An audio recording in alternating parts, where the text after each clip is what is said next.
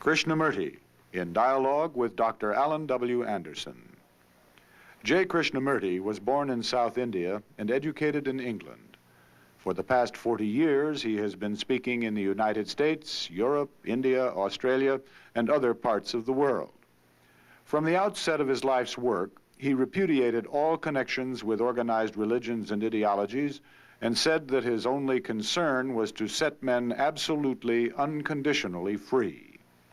He is the author of many books, among them The Awakening of Intelligence, The Urgency of Change, Freedom from the Known, and The Flight of the Eagle.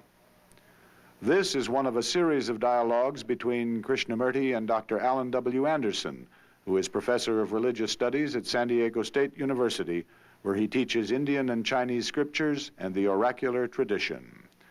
Dr. Anderson, a published poet, received his degree from Columbia University and the Union Theological Seminary. He has been honored with a Distinguished Teaching Award from the California State Universities. Mr. Krishnamurti, in our series of conversations, we've reached, it seems to me, an especially critical place. In our last discussion together, we touched on the question of authority, not only in relation to what is out there that we project and what is out there that faces us, literally, but also the question at the deeper level of my relationship within, and the point where in the inquiry, in going deeply into myself, in self-examination, there is a point of boggling. One boggles, one is faced, and one is hesitant and trembles. It is a real fear and trembling that Yes. occurs at the brink of that inquiry. And I think you were at the conclusion of our former conversation moving toward a discussion of that in terms of its role in the religious life. That's right. Yes.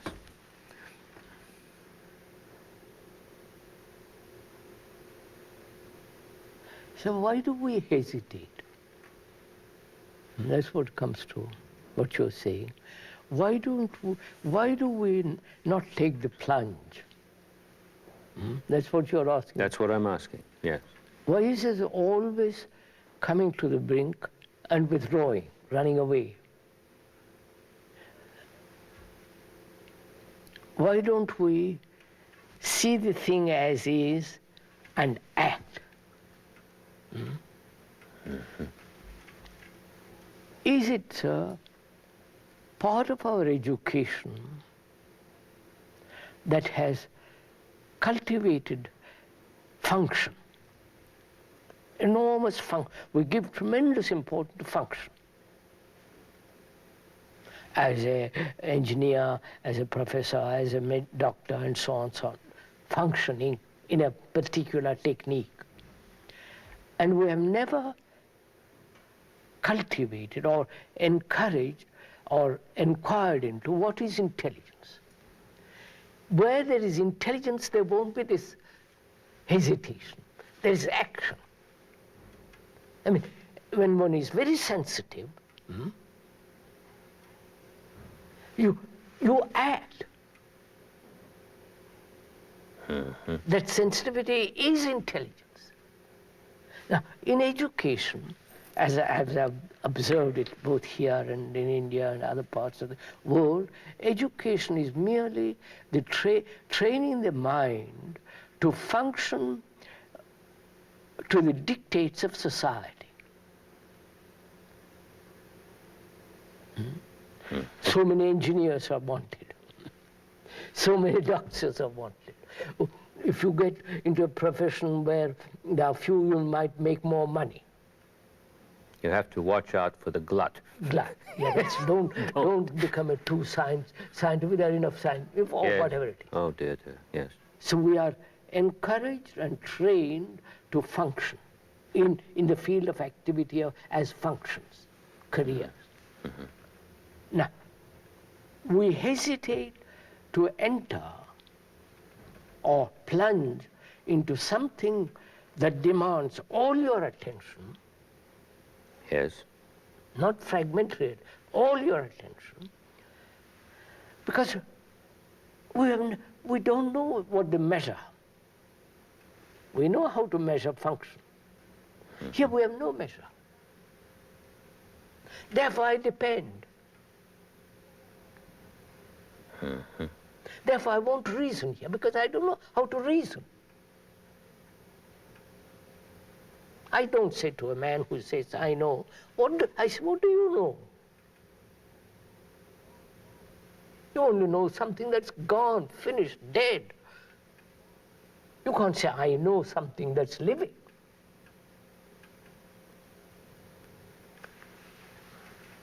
And so gradually, as I see it,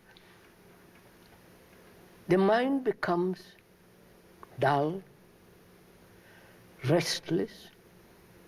Its curiosity is only in the direction of functioning. And not, it has no capacity to inquire. To inquire, you must have freedom first. I can't inquire otherwise. If I come to inquire to something which I have to inquire about, if I have prejudices, I can't inquire. If I have conclusions about that, I can't inquire. Therefore, there must be freedom to inquire. And that is denied. Because I've laid, society and culture laid tremendous importance on function. And function has its own status. Oh, yes, yes. It's exalted ultimately into process. Yeah, into a status. Right. So status matters much more than function. And so I live in that field, live in that structure, and if I want to inquire into religion, what is God, what is immortality, what is beauty, I can't do it. I depend on an authority. And so I have no basis for reasoning. You follow, sir? In this vast field of religion.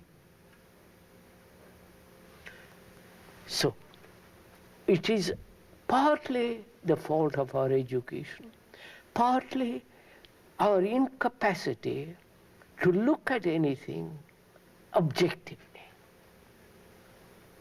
Our incapacity to look at a tree without all the rigmarole, knowledge, screen, blocks that prevents me from looking at the tree. I never look at my wife, if I have a wife or a girl, whatever. I never look. I look at her or him through the image I have about her, him or her. So the image is the dead thing. So I never look at a living thing.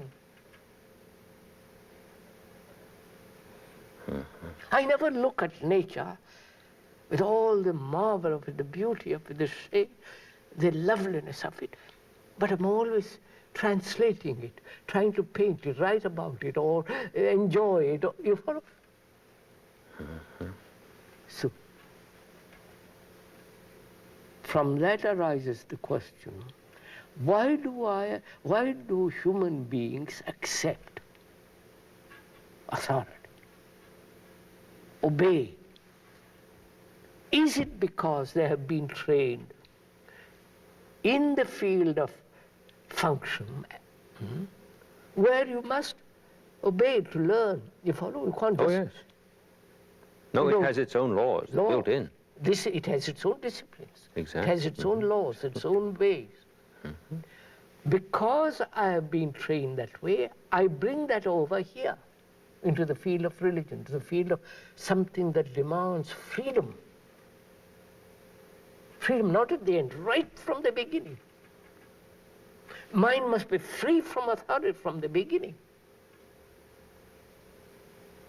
If I want to find out what is God, not I believe in God, that's no meaning. If there is God, if there is no God, I really want to find out. I am terribly serious. And if I am really serious, I'm really concerned to the understanding, learning about God, if there is God, I must push aside completely all the beliefs, all the structure, all the churches, all the priests, all the books, all the things that thought has put together about religion. You follow? Yes, I do. I've been thinking very hard about your word intelligence and the word truth in relation to what you've been saying. And the passage from the gospel came to my mind, which would end up, I think, with a very different exegesis in terms of what you've been saying if one applied what you've been pointing to this text. When he, the Spirit of truth, is come, he will guide you into all truth, and the truth shall make you free. The truth is called a spirit here. And in the very same St. John's Gospel, God is also called spirit. Radical act. Not this spirit over there, out there somewhere that I've projected. If one takes seriously, the terrible thing is that it hasn't been taken seriously. Because we are not allowed to be serious. That we can't even be serious about the thing that is claimed we must be the most serious about. That's just it. Yes, I know. I know what you mean. We are not serious about our children. We don't feel responsible for them. Right through life. Only when they are till they're 4, 5, 6, we're responsible. You know, after that they can do what they want. So, freedom and authority cannot possibly exist. Freedom and intelligence go together. And intelligence has its own innate, natural, easy discipline. Discipline in the sense of not of suppression, control, imitation, all that, but discipline which is the act of learning all the time. Inattention. Yes, inattention. Inattention. Yeah. This intelligence that you speak of is associated with splendor, isn't it? Yes. Its advent is immediate, not gradual. No, of course not. The perception is intelligence. The perception is intelligence, and the perception is the act. Of course. So the act, intelligence, beauty, love, truth, freedom, and death, all the order, one. They form a complete, total, integral movement. That's in right. Act. That in itself, looked at positively, is even, once it's translated into a concept, then it's no longer that. Becomes in itself an occasion for terror again. Of course. Because it seems that it runs away too fast from you. Yes. As soon as you, yes, I see. Isn't that marvelous? It's as though these that you've mentioned, beauty, intelligence, love, freedom, and death, have, so to speak, secured themselves against all tomfoolery. Yes, tomfoolery, quite right. They have just, they are so radically pure. Any foolery. So that means, can the mind put aside totally all the structure of thought with regard to religion? It can't put away the function of thought in the field of knowledge. That's what I've understood, that's very clear. But here there is something I don't know. We don't know. You follow, sir? We pretend we know. When the man says there is Jesus is Savior or whatever, it is a pretension. It is saying, I know and you don't know. What do you know in the name of heaven? You know nothing. You just repeat what you have learned for somebody else. So can the mind, in the field of religion, which is the most, because religion is, as we said at the beginning, the gathering of all energy in that quality of attention. And it is that quality of attention that regenerates man. That brings about real transformation in man with regard to his conduct, his behavior, his whole way of relationship. Religion is that factor, not all this foolery that's going on. Now, to inquire, mind must put aside all the structure of thought built around that word. Yes, I do. Can one do it? If not, we are pretending, talking about God, no God, yes God, for all that nonsense that is going on. So that's the first question. Can the mind be free of the authority of another? However great, however sublime, however divine or no divine, you follow? And because an act is required in order to answer this question, Absolutely. the individual must do this on his own. Otherwise he merely lives in a routine of function, which he has, which he's still doing, and therefore he escapes into all these circuses, which he calls religion. This came home to me with great dramatic force yesterday in class. On the one hand, we have textbooks. Textbooks which have survived the centuries because of their classical value in that sense. And the usual way in which this material is taught is that one learns, let us say, something about the Chinese vision of life. Then we have the Hindu vision of life, and then we have, and so we accumulate over a long period of time through school, clear through graduate school, if you hang in there long enough, you can stand it. You come into possession of what other people have said. What other people have said. But you know nothing about it. Exactly. You acquire certain skills in the order of function, as you've mentioned.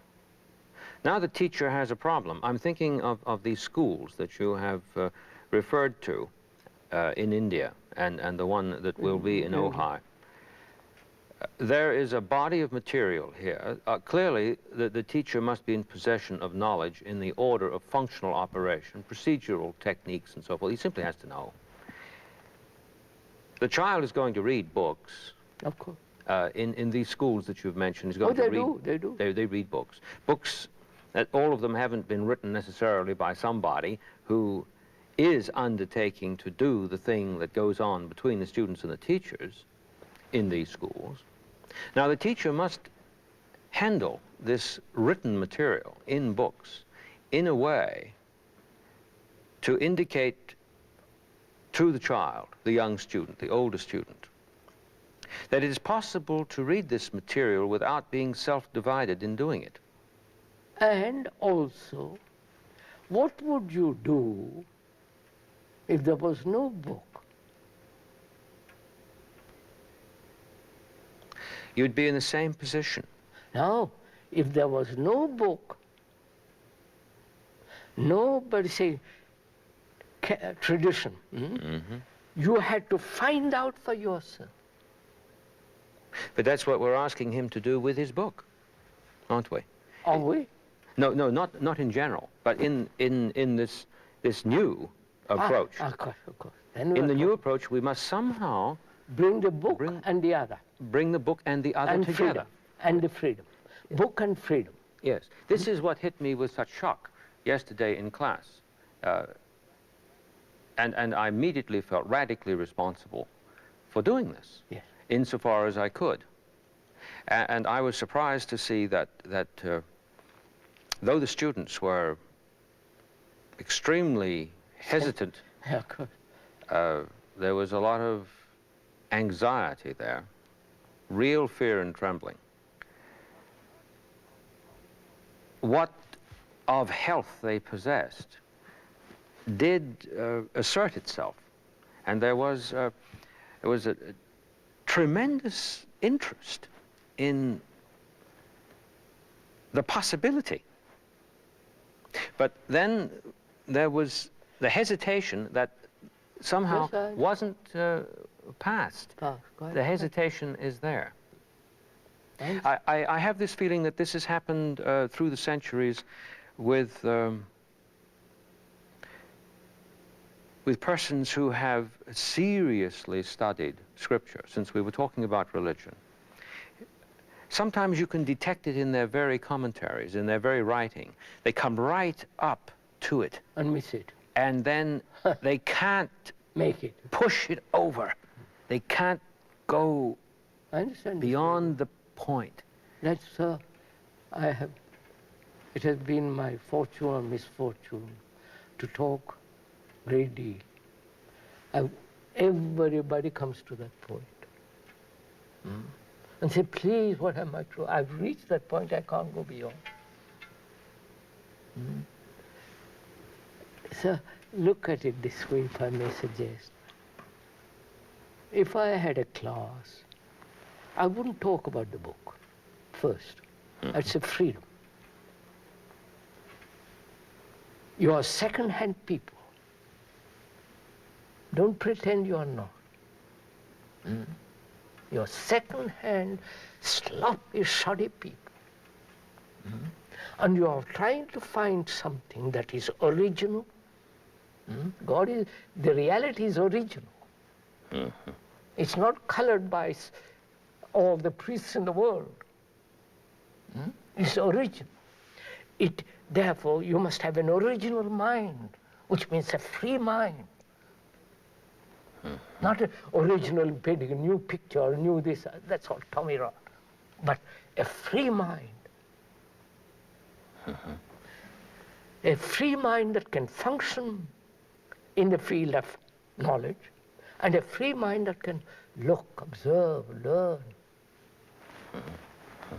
Now, how do you help another, or is it not possible to be free? You understand? Look, I never belong to anything. I'm no church or no belief, no all that. A man who really wants to find out if there is eternal, the nameless, something beyond all thought, he must naturally set aside everything built on thought. The savior, the masters, the gurus, the knowledge, all that must. Are there people to do that? Will anybody undertake that journey? Or you say, well, you tell me all about it, old boy. I'll sit comfortably, and then you tell me. Yes, that's what goes on. I say, I won't describe that. I won't tell you a thing about it. To put it into words is to destroy it. So, let us see, if you cannot be free, what are you frightened about? Frightened of authority, frightened of going wrong, but you are completely wrong the way you live. Completely stupid the way you are carrying on. There's no meaning.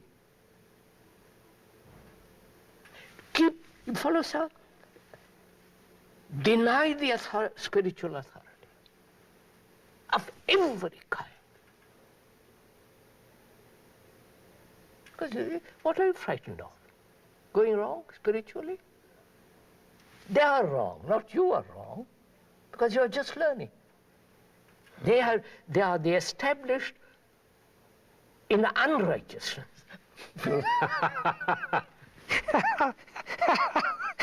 That's beautiful. Yes. And so why do you follow them? Why do you accept them? They are degenerate. And can you be free from all that? So that your mind, through meditation, which we'll discuss perhaps another time, what it means to be free, what it means to wipe away all the things that people have put on you. You understand? So that you are innocent. Mm-hmm. Your mind is never hurt, is incapable of being hurt. That is what innocency means. And from that, inquire, let's take a journey from there. You follow, sir? Mm-hmm. From this sense of negation of everything that thought has put together. Because thought is time. Thought is matter. And if you are living in the field of thought, you will never, there will be never freedom. You are living in the past. You may think you are living in the present, but actually you are living in the past when thought is in operation. Because thought is memory, responsive memory, knowledge, experience, stored up in the brain.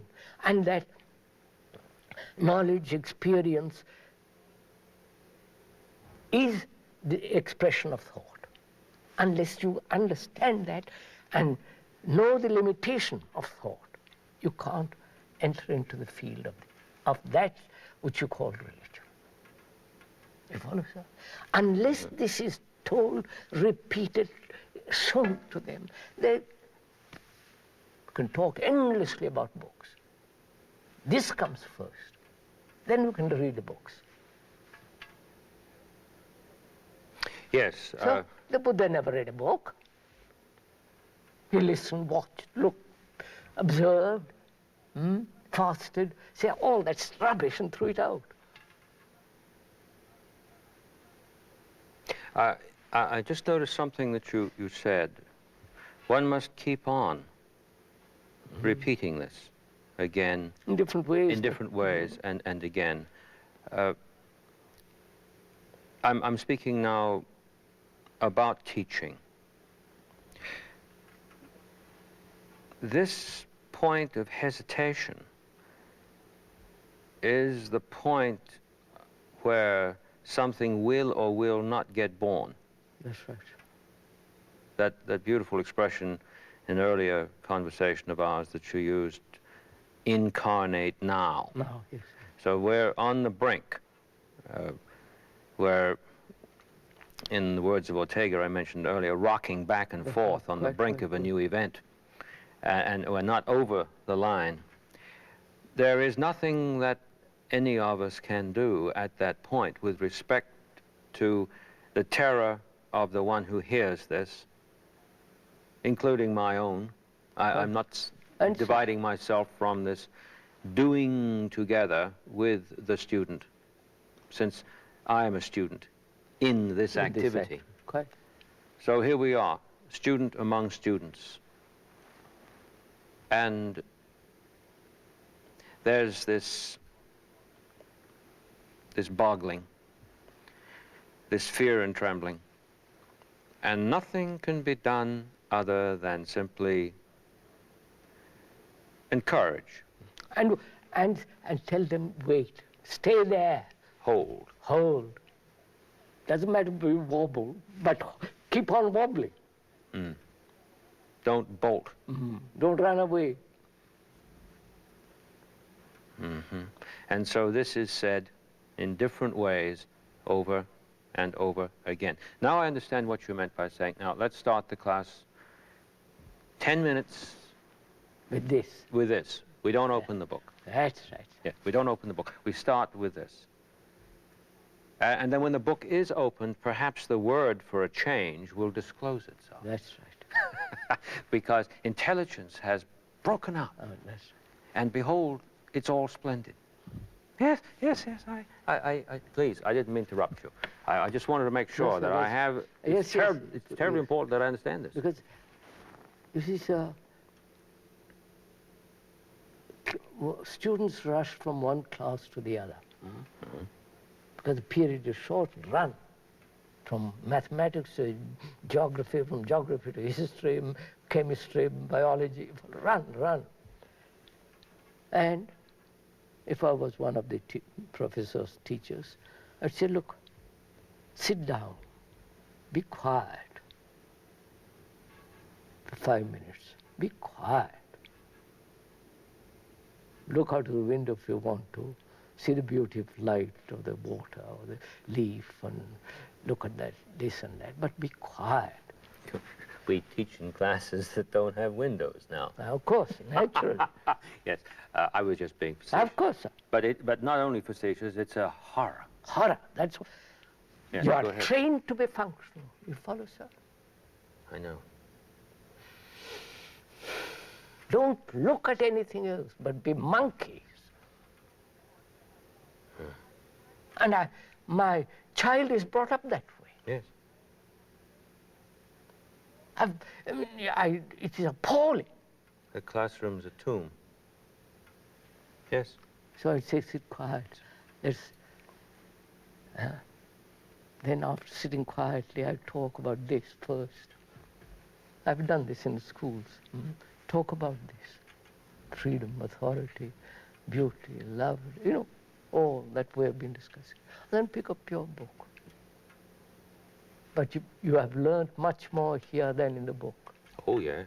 Oh. Therefore, the book shows what you follow? Yes. Exactly.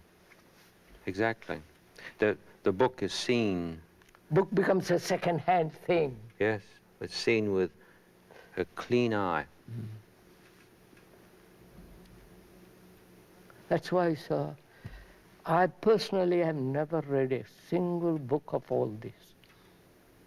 Neither the Gita, the Upanishads, all that. But what the Buddha has said, it somehow bored me. It meant nothing to me. What has meant anything was to observe.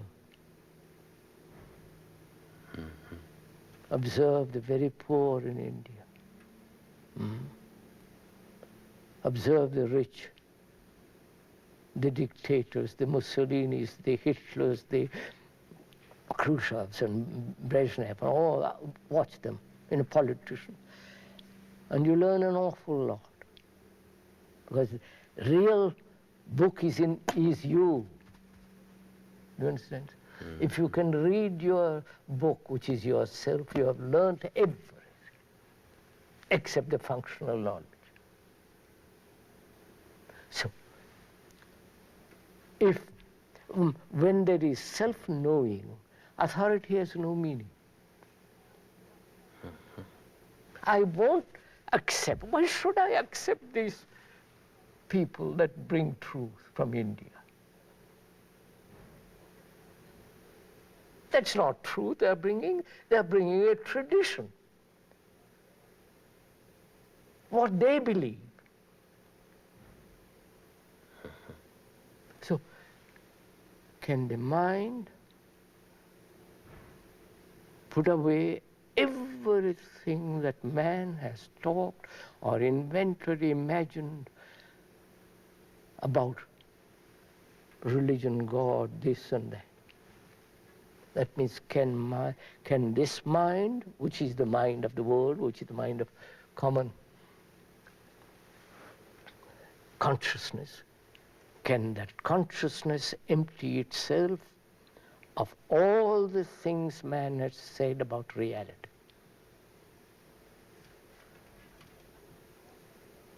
Otherwise, I can't. You follow, sir? Can't begin. Not only begin, what do I discover? What other people have said? What Buddha, Christ, why should I accept them? Well, the terrible thing is I'm not in a position to grasp whatever they said that was worthwhile until this occurs. This is...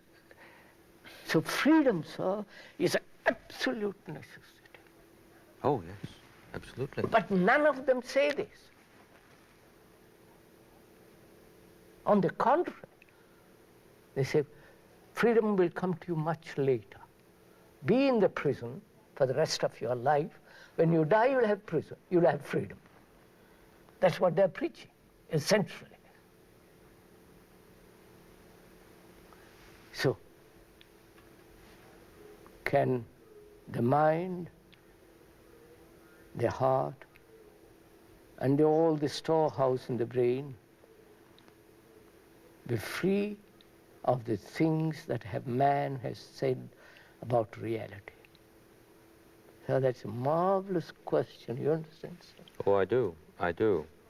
One of the things that seems to me of remarkable cogency in our discussions, in our conversations, has been how continually you've returned to a question. Yes. Return to the question. And the notion of return in its depth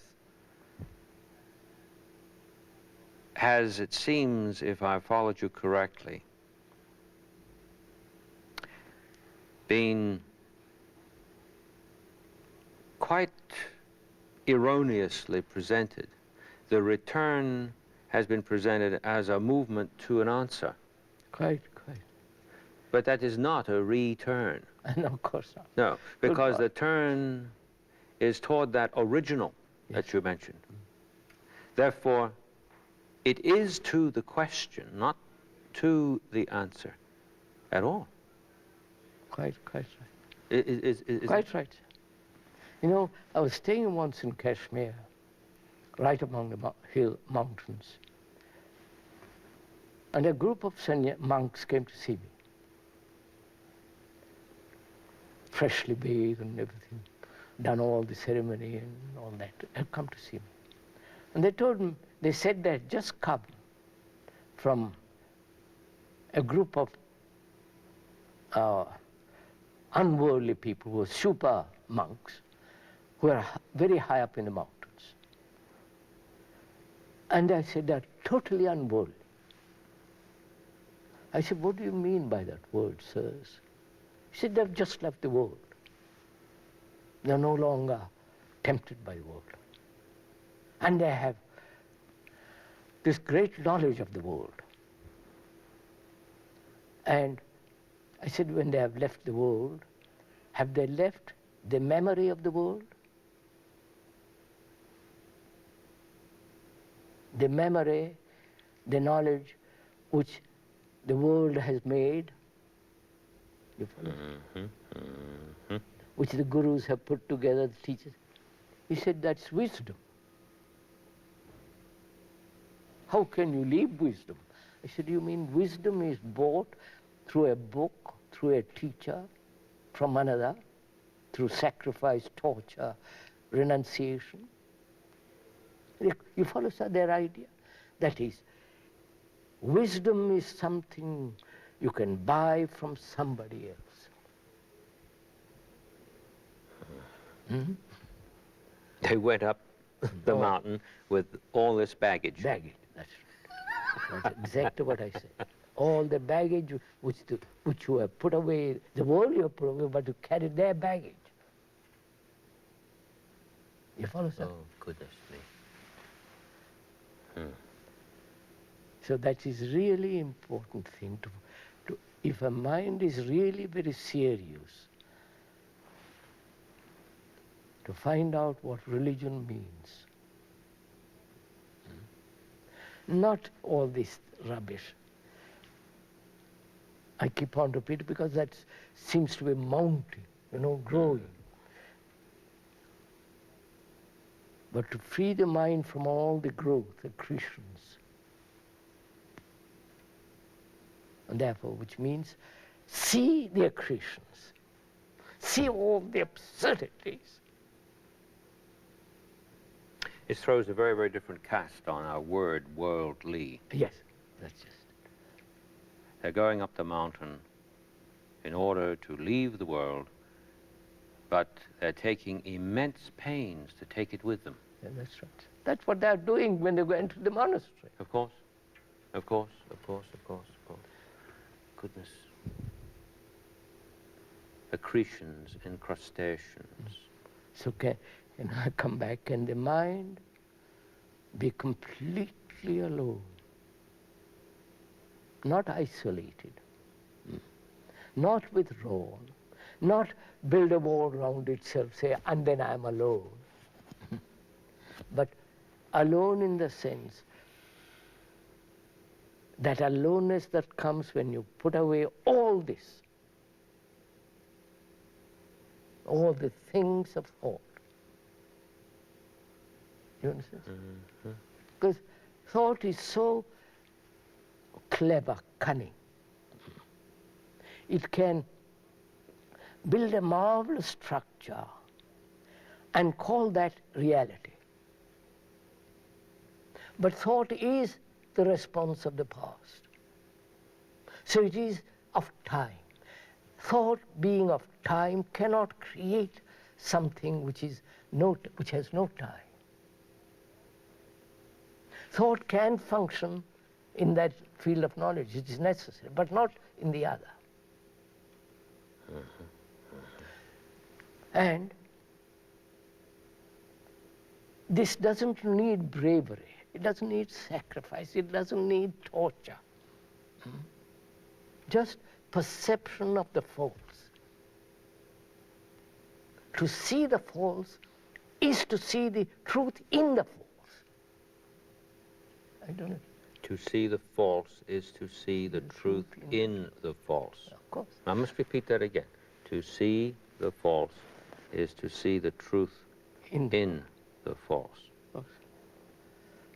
Mm-hmm. And see what is considered truth as the false. Yes. Yes. So my eyes are stripped of all the false. So that there is no inward deception whatsoever. Because there is no desire to see something, to achieve something. Because moment there is a desire to experience, to achieve, to arrive at enlightenment, all that, there is going to be illusion. Something desire has created. Therefore, the mind must be free of this pursuit of desire and its fulfillment, which we discussed previously. Understand what the structure of desire is. We went to talk about a great deal about that. So, comes to this point, can the mind be free? And free of all the things which are born of fear and desire and pleasure. That means one has to understand oneself at great depth. The thing that keeps popping up is that one can repeat those questions. Yes, sir. And start to think that he has grasped them. You grasp the words. Exactly. There's something that you have to come out the other side of. Quite right. But the repetition of the question does have a functional value. I know. It seems to me. Yes, sir, it does. That is if the person is willing to listen. If he's willing to listen. Because thought is incredibly deceitful, Very. as you pointed out.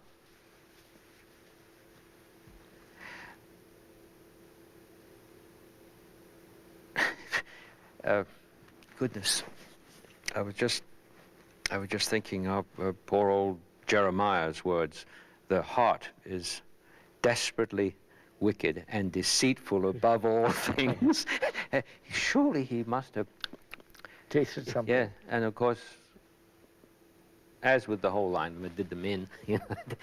But I was asking myself this question concerning why I went on to continue my formal education. And in following this deeply, it seems to me to go back to something that is going to sound very absurd. But it has something to do with everything you've been talking about. When I was very small, growing up in England, I was put to school rather earlier than many American children put to school. And I was read a great deal of poetry. I don't know what's happened to us in this country, but poetry doesn't really exist for the populace at all. I know. But thank God I was brought up on it daily. Yes. And, in England, of course, everybody yes. reads poetry, Greek, Latin. Right. We all went through. And I was always read poetry by the young woman employed by my parents to look after me and my little sister and so forth. I never went to sleep without hearing it. One day, when I was very small, at school, the teacher read The Owl and the Pussycat Went to Sea in a beautiful pea green boat. That mad thing, marvelously mad thing Edward Lear wrote.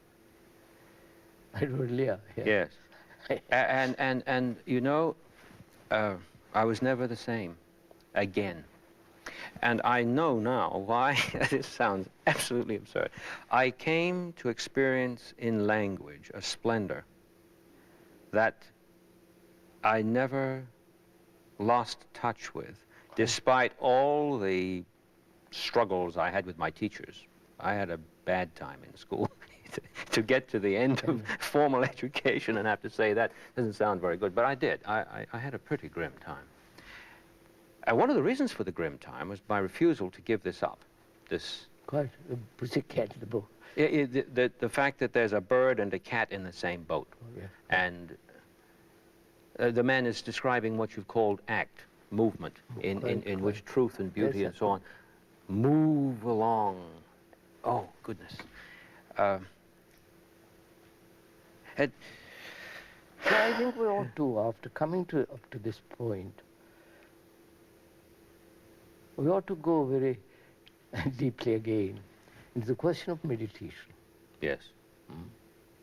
Because a religion, in the sense we are talking about, and meditation go together. Mm-hmm.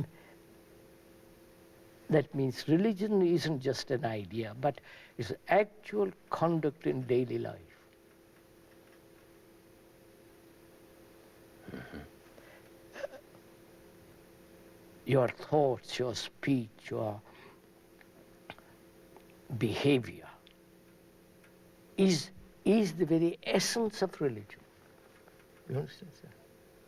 If that doesn't exist, religion can't exist. Exactly. It's just words. You can go around spinning a lot of words, go to various circus tents, but that's not religion. So after establishing that deeply in oneself and the understanding of religion, in which then the next thing is, what is meditation? Because that is tremendous importance. Because meditation is something that's really, if it is understood properly, is the most extraordinary thing the man can have. Meditation is not divorced from daily life. What was running through my mind was not mistaken, the the root relation to the word medisthai, medeo. Medeo is to think, to ponder, to go into. But in Homer, it actually carries the idea of to provide for in the sense of to care for. Very beautiful. It brings up the question that you raised earlier of true care. Yes, sir. That one is not meditating unless he is careful and caring. Caring more than careful. Yes. Yes. It's all there in the word, and we don't look. Won't have a look. Yes. Yes, please go on, please. You see, when we have divorced conduct from religion, which we have, divorced relationship from religion, which we have, divorced death from religion, which we have, divorced love from religion, because we made love into something sensuous, something that is pleasurable. Then religion, which is the factor of regeneration, disappears in man. And that's why we are so degenerate. And it is, if I may be very, unless you have this quality of a mind that is really religious, degeneracy is inevitable. Look at the politicians who are supposed to be the rulers, the guides, the helpers of people. They are degenerate. You will see what is happening in this country and everywhere. They are so corrupt, and they want to bring order. They are so irreligious. They may go to church and Baptist or whatever they are, and yet they are really irreligious. Because they don't behave. So man is becoming more and more degenerate. You can see it, sir. Because religion is the factor that brings a new quality of energy. It's the same old energy, but it has become a new quality. So the brain doesn't degenerate. As we get older, we tend to degenerate. But it doesn't, because it is the freedom from every kind of security of the me has no place. I noticed this in class yesterday, with this business about energy that you're just talking about. There was a quickening. Yes, sir. That took place. There was, at the end of the class, and it was strenuous because of this terrible hesitation. But even so, there was a release of energy,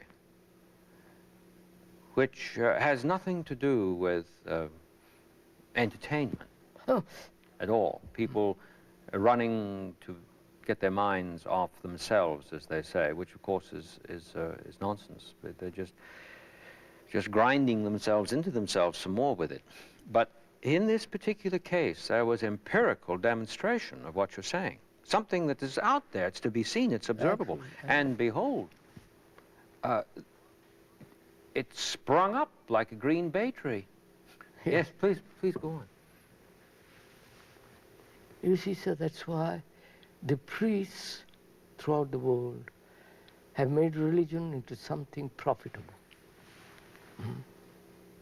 Both the worshipper and the intermediary. It has become a business affair. Intellectually business, or it has become really commercial.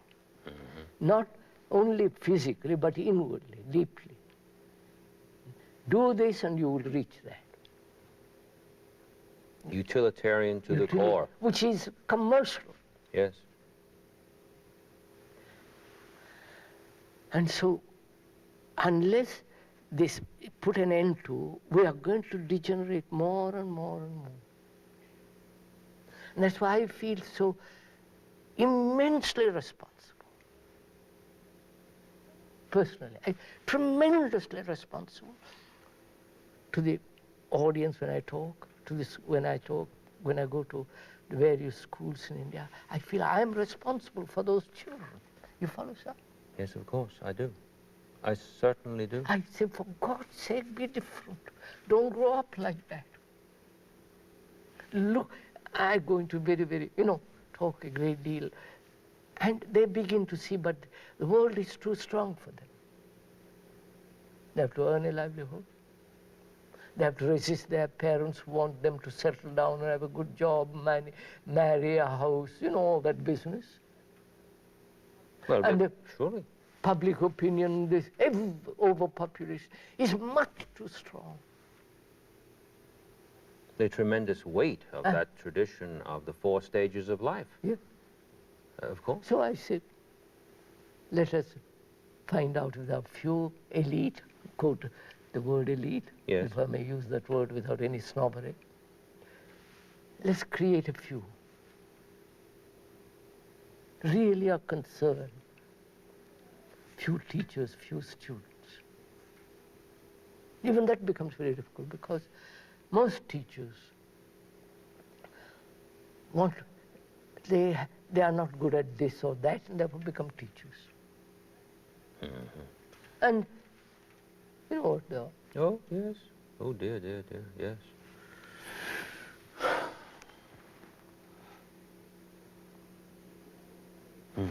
So everything, sir, is against you. Everything. The gurus are against you. The priests are against you. Business people, the teachers, the politicians, everybody is against you. Take that for granted. Mm-hmm. They won't help you an inch. They want you to go their way. They've got their vested interest in all that. Yes, I do see that. I do see that with clarity. In our next conversation, do you think we could explore the activity of meditation within the context of all this horror that we have described? Well, that's wonderful. Yes.